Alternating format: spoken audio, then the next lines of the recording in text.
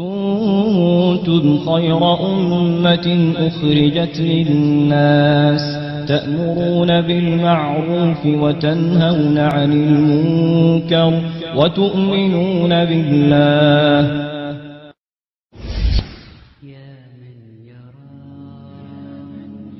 Have we forgotten the purpose of our lives? Sometimes we think we exist just to have a good time. So we indulge in satisfying our lusts and desires, even if it means becoming hypocrites, thieves, and liars. We forget the sole purpose Allah created our souls. It is to worship Him alone until they bury our bones, never faltering, never shifting away from our iman, remaining true to Allah as best as we can. But beyond this belief in our hearts comes our actions, balancing obedience to Allah and appeasing satisfactions.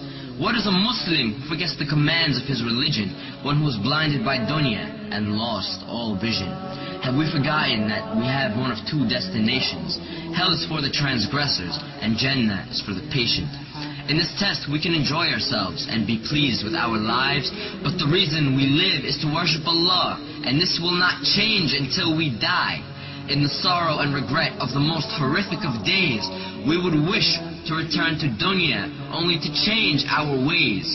A day on which we beg Allah on our hands and our knees, return us to this dunya so we can salvage our deeds. But nay, you've had your chances and received your warnings. But remember when you slept during the early mornings, when you neglected Fajr and didn't keep up with your salah. You were cheap and you were greedy and didn't pay your zakah. You indulged in the obsession of this dunya with the sinners and prevented your own self the company of the winners. And who might they be? If you ask as you listen, the winners are those who answered their Lord in submission. They obeyed Allah and realized life's mission, to submit to the one who created you from clay and to fear the most horrifying, detrimental of days. The winners are the ones who enjoined in the worship of their Lord. They kept their covenant with Allah, not breaking one word, prayer by prayer, day by day, holding firmly to the Quran while following the Prophet's way. The best of the Muslims received Jannah's delight because they fasted through the day and prayed tahajjud through the night. They fulfilled the necessary obligations and did more. They kept their loyalty to the one who they lived and died for. Let us all reflect as to how we may be viewed by the sublime. Are we of the hypocrites who don't even pray on time? Of the losers who worship every nickel and dime? Of the animals who don't treat fellow Muslims with respect? Of the enemies of Allah whose commands we neglect? Are we the sinners whose own lives will regret? Or have we devoted ourselves to pursuing paradise? Of the Muslims whose actions are intelligent and wise? Of the noble who tell only truth with no lies? Of the pious who pray every prayer on time?